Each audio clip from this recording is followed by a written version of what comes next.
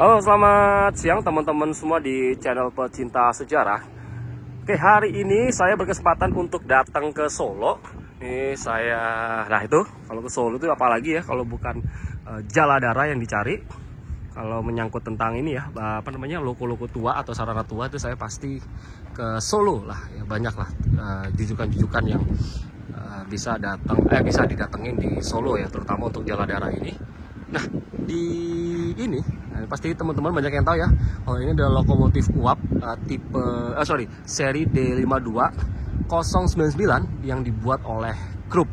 Tapi sementara ini lokomotifnya belum aktif lagi. Ya semoga aja kita doain rame-rame semoga lokomotif ini yang besar ini ya, yang dibeli era setelah kemerdekaan oleh DKA itu bisa tahun 50 sampai 60-an ya kalau salah ini datangnya, ini bisa aktif lagi setelah diboyong dan di Taman Mini.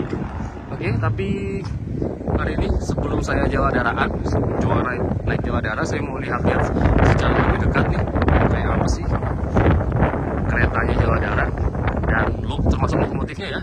Jadi saya mau lihat lokomotif yang itu tuh, yang sekarang lagi jarang keluar atau akhir-akhir ini nggak pernah kelihatan. Nah, karena dinaskan itu hanya yang D14 untuk sementara waktu. D1410 buatan Hanomag. Nah, jadi begini ya penampakan lebih dekat ini tentang bangunan depo mekanik Purwosari. Ini seperti ini dari tampak mukanya. Di sini ada C1218 yang dibuat oleh pabrikan Hartmann di Jerman. Ya, di tahun 1896 nih. Sesuai dengan plat pabrikan yang disematkan di bodi logo. Lalu ada D1410 yang dibuat oleh pabrikan Jerman juga bernama Hanomag di tahun 1921 atau 1920-an awal.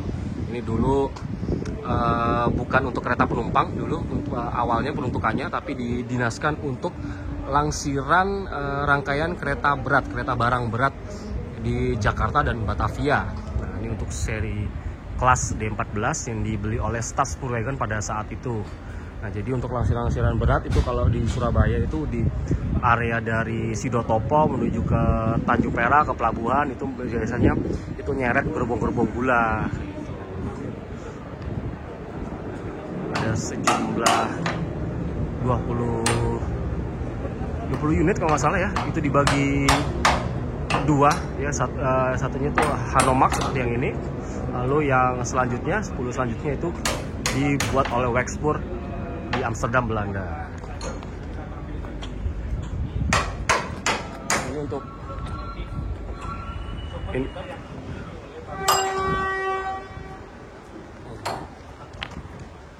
ada Wexpoor Hanomag, namun di tahun 1930-an ya, atau selepas krisis Malaysia, lokomotif ini kemudian dimodifikasi counterweight-nya itu di roda nomor 1 dan nomor 4 ya, untuk untuk tujuan bila mana kecepatannya dipacu di kecepatan tinggi, lokomotif ini akan lebih seimbang ya, karena ketika didatangkan tentu lokomotif ini bukan didesain untuk high speed atau kecepatan tinggi ya di lintas utama.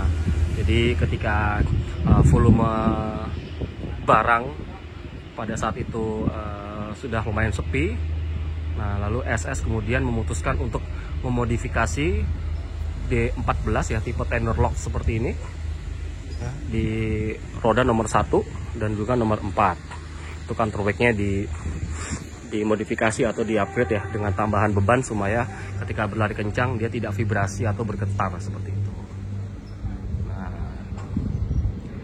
ya, dulu cuma ada di Jakarta lalu di Surabaya. Namun ketika lepas krisis Malaysia itu ya dibuat untuk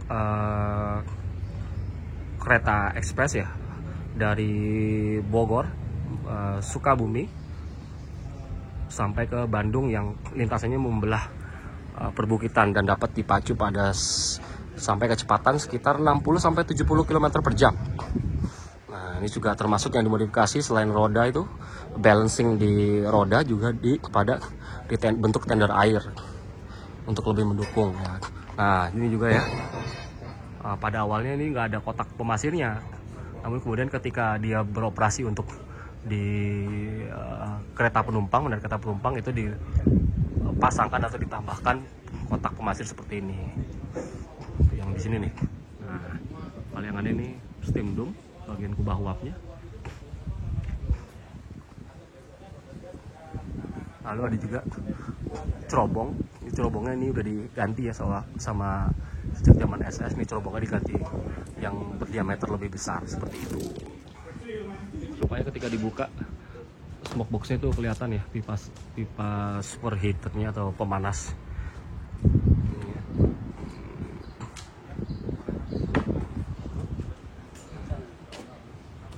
Ini umumnya mau dinyalain.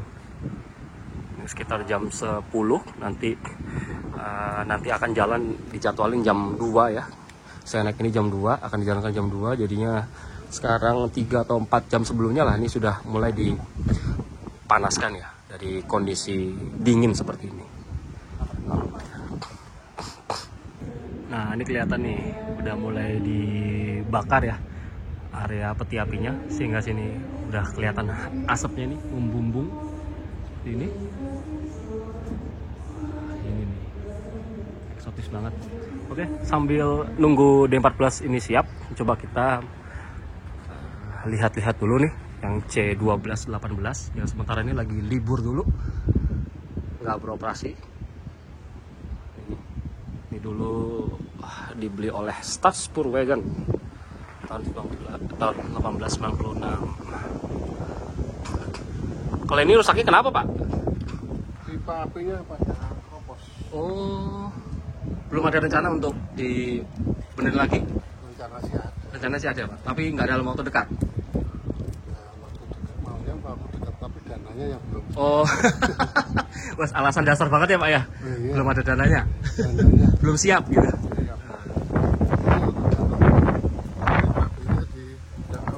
Oh, ini orang-orang manajemen ya, Pak? Ini udah berapa lama, Pak, libur yang ini? 2 tahun. 2 tahun, Pak? Selama ini. Selama ini ada. Oh, selama D14 ini jalan, ganti ini sementara. Iya. Jenengan asmane sinten, Pak? Soeharto. Pak Soeharto. Ini tadi Pak Soeharto menyampaikan kalau ini ada kerusakan di pipa-pipa apinya yang lagi keropos. Nah, sementara belum dilakukan perbaikan ya.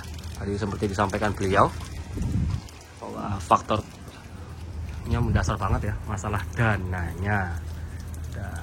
Tapi rencana untuk perbaikan selalu ada. Nah, ini barang sejarah terutamanya ya. Ini bagian kabinnya.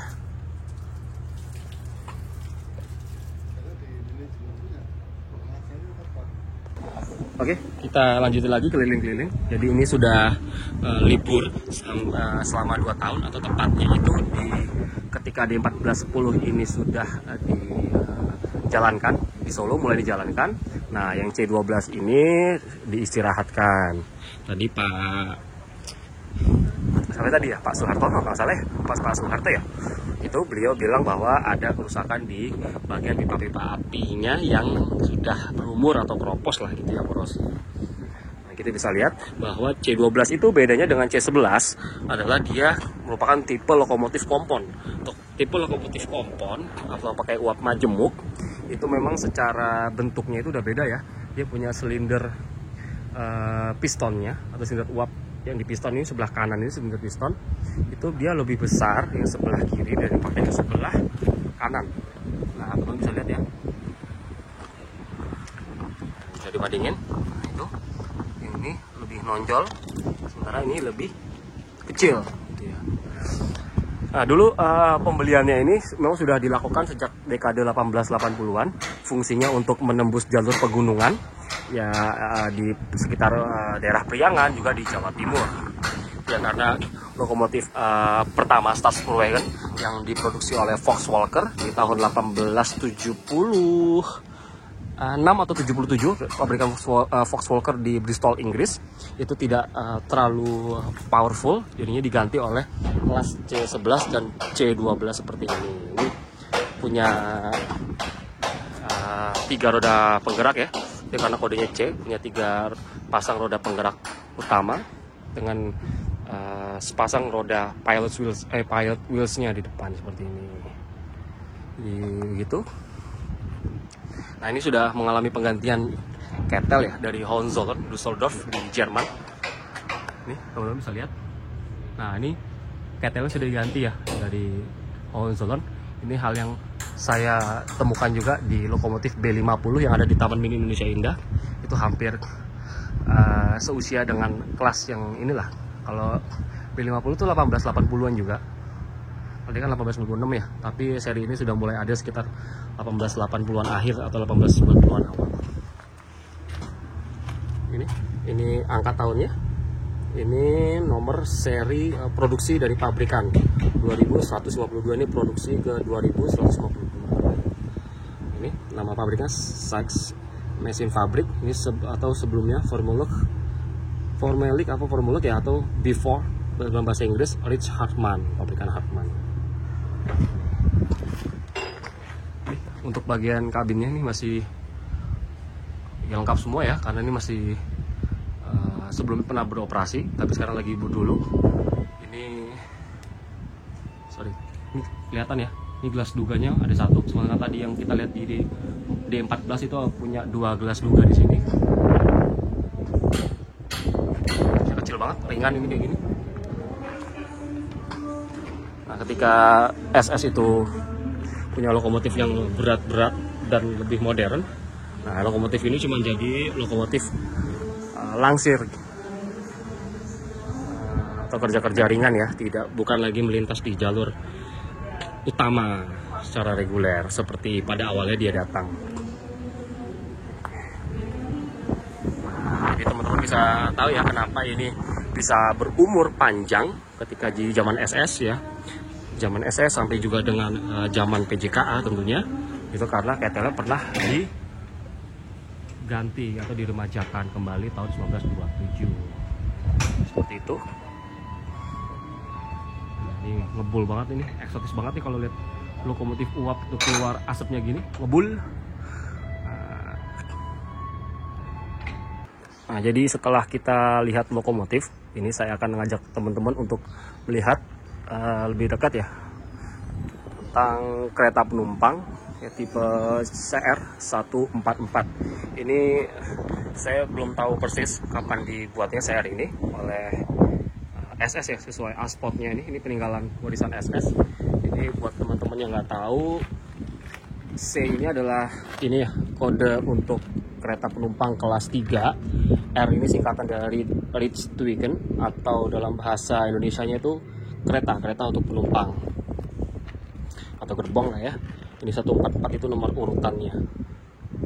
Nah, sebentar ini ada cantolan buat papan nama kereta ketika berjalan.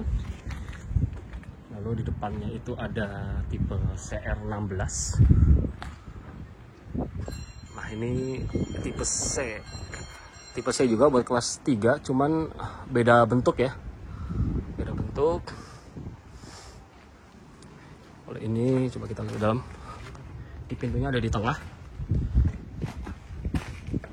Oke. Nah, pintunya di tengah, dia punya 3 baris bangku di kiri, kanan, pojok sama di tengah. Jadi yang di tengah nih ada depan ya modelannya. Di atas ada kompartemen untuk barang. Terus kita ke sana nih, ada Mas Rinto. Ini gedung pasar ya? Iya kayaknya sih ya, kayak gedung pasar ya, karena dia punya itu apa namanya, pintunya tengah kan ya? Iya, terus ini ada toiletnya yang ini. Ada toiletnya di tengah ya. Ini lebih modern kalau yang ini nih. Hanya kelas 3. Kelas 3 juga CR kan? Ini kelas 3. Kan? Iya, jadi ada toiletnya di tengah.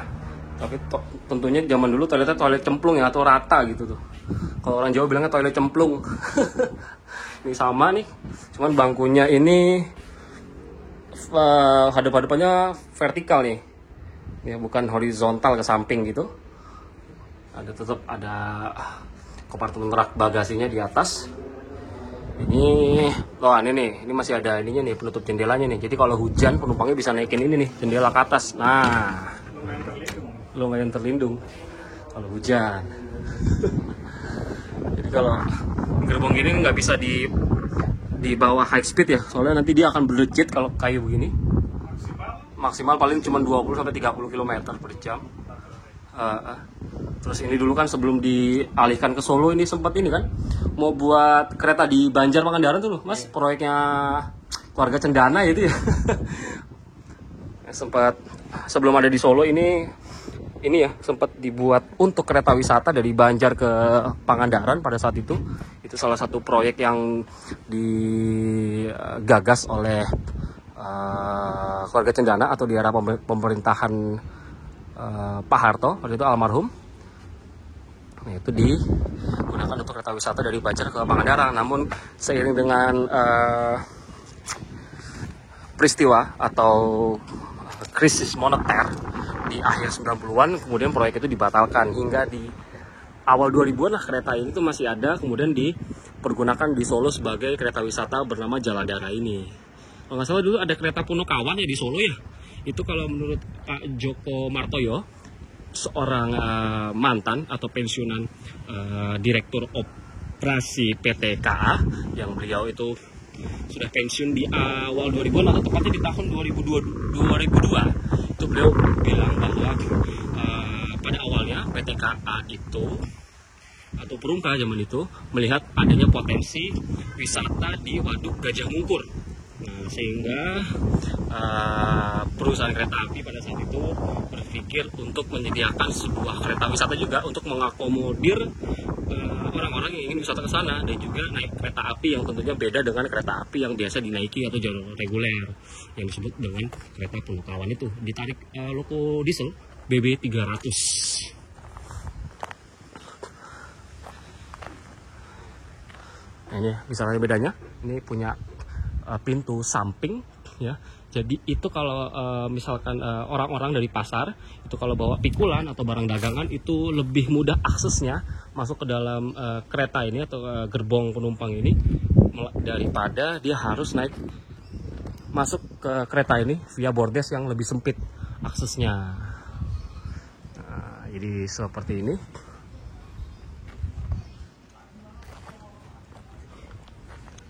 Nah, jadi kalau tentang gerbong kayu atau kereta penumpang kayu gini, memang kayunya itu didapatkan lokal dari Jawa ya, atau dari Indonesia. Cuman untuk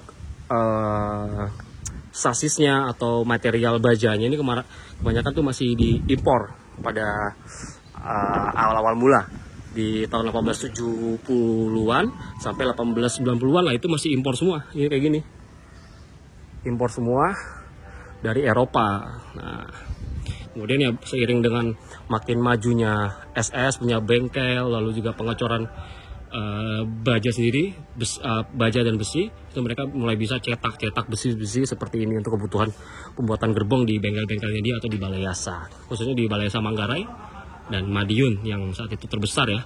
Manggarai untuk area barat dan juga Madiun itu untuk area timur milik SS. Dan juga itu berlaku juga ya untuk perusahaan kereta swasta model NIS itu yang punya bengkel atau balai yasanya sendiri di Yogyakarta. SJS pun juga begitu, punya fasilitas bengkel sendiri atau balai yasa di Pengapon daerah Semarang, dan dan perusahaan-perusahaan kereta dan tram lainnya di Hindia Belanda. Ini kelihatan ya, teman-teman bisa lihat bahwa ini bergandar dua. Nah, ini bergandar dua sama seperti itu. Jadi yang nggak bisa dipacu cepat-cepat atau pada kecepatan tinggi. Nah, kalau ini lokomotifnya, saya ulangi lagi, dibuat pada tahun 1921 oleh perusahaan manufaktur mesin asal Jerman bernama Hanomag di kota Hanover ya, pada tahun 1921. Dan kebutuhannya pada saat itu hanya untuk rangkaian barang yang bertonnase berat ya di Jakarta dan Surabaya. Kemudian di tahun 1938 seingat saya, bila tidak salah sebut tahunnya, itu kemudian dimodifikasi untuk mendukung daya jelajahnya melintas di jalur antara Bogor, Sukabumi hingga ke Bandung.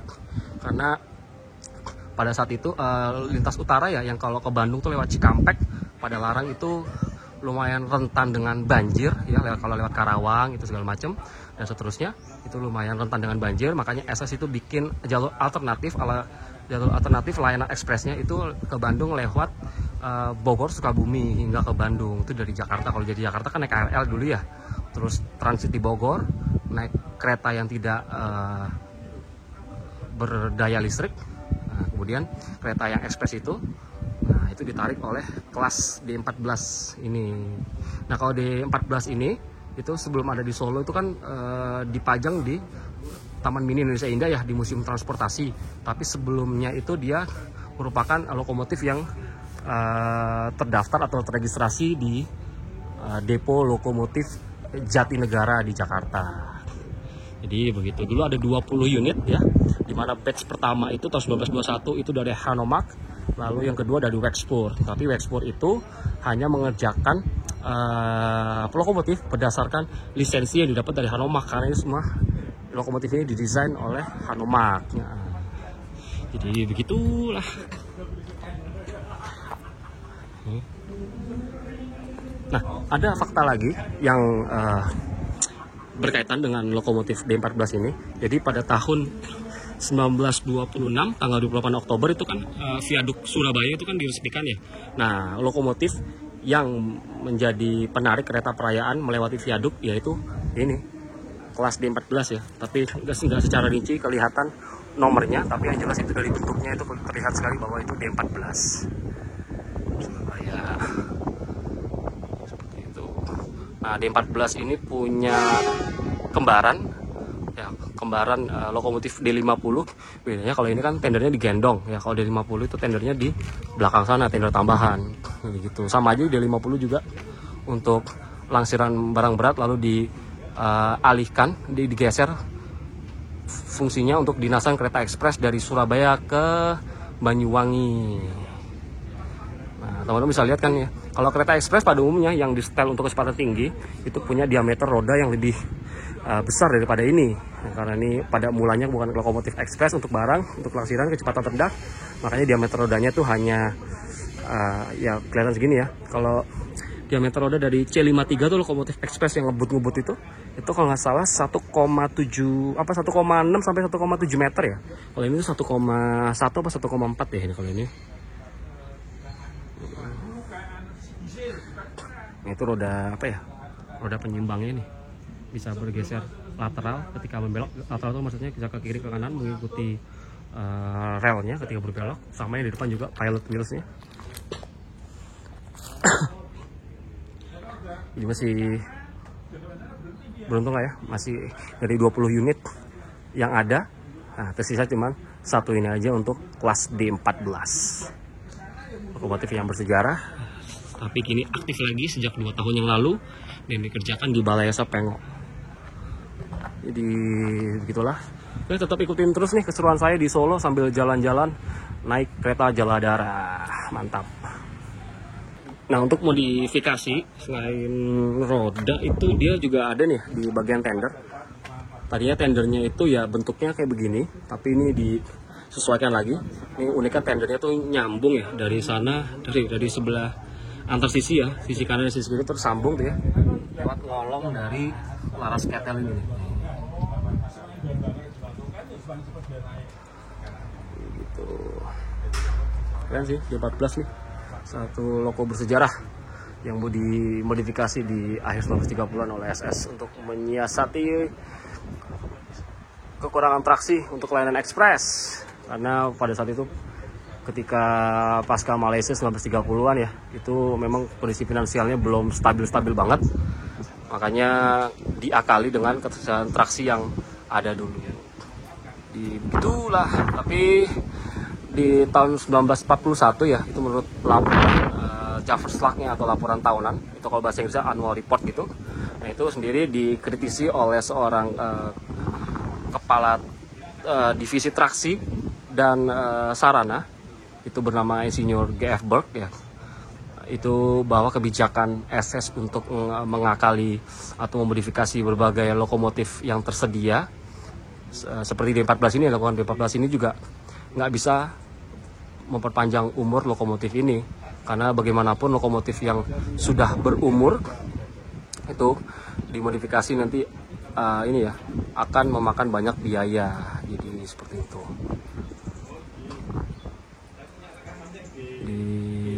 begitulah ya riwayat tentang lokomotif D14. Ini masih beruntung banget lah. Ini D14 masih bisa ditemuin. Terus kembarannya juga D50 versi punya tender tambahan di belakang yang panjang itu. Nah, ini masih tersedia 1 unit.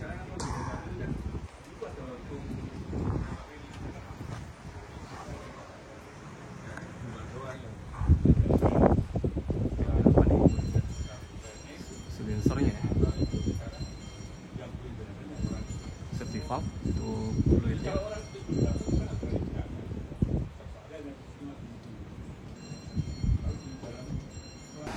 Oke, ini jadi udah ngebul lagi nih. Ini tambah ngebul ya. Ada angin-angin begini jadi kayaknya syahdu banget melihat lokomotif uap itu asapnya keluar dari lubang boilernya, cerobongnya. Sorry, maksudnya lubang cerobong bukan boiler. Keren banget kayak gini. Cuaca ini cerah. Nih sama teman-teman nih, sama Mas Agung, sama Mas Aga juga yang lagi duduk itu dari komunitas rumah tua Jogja, sama Mas Rinto. Nah ini Repen senior, YouTuber senior, wah pokoknya semua senior ini. Saya newbie. Newbie. Yang senior mah yang sana-sana aja. Saya newbie. Newbie apa QB? Newbie aja deh. Tinggal dulu mas ya. Oh iya Pak. Alasannya? Eh? Alasannya saya.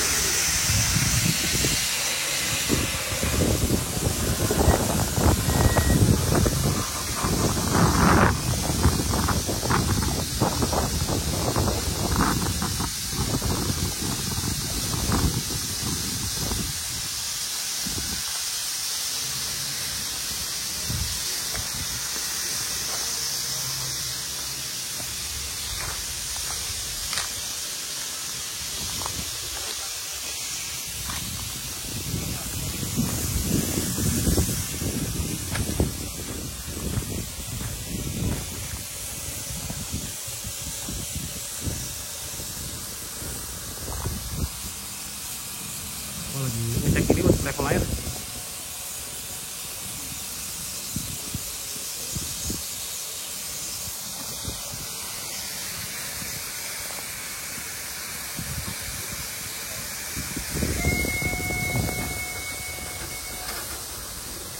Oh, isi air. Isi air itu yang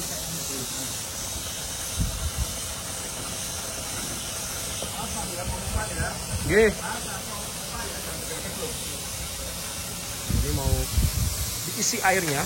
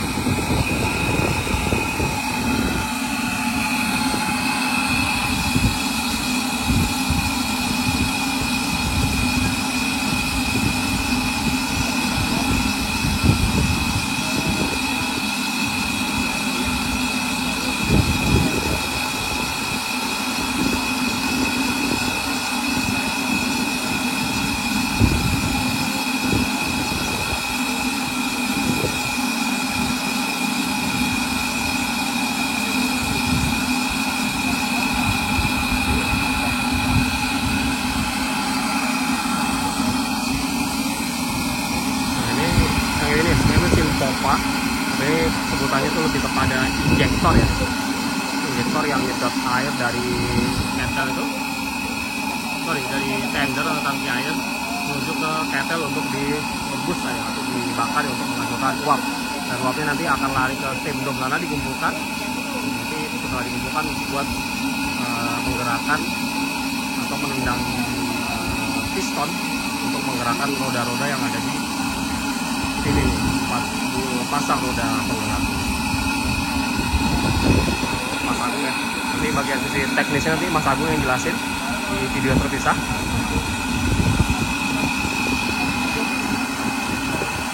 Injektornya atau pompa ya, yang nyedot itu, nyedot dan ngeluarin air dari tender atau tangki ini, lalu dimasukkan ke dalam kettle.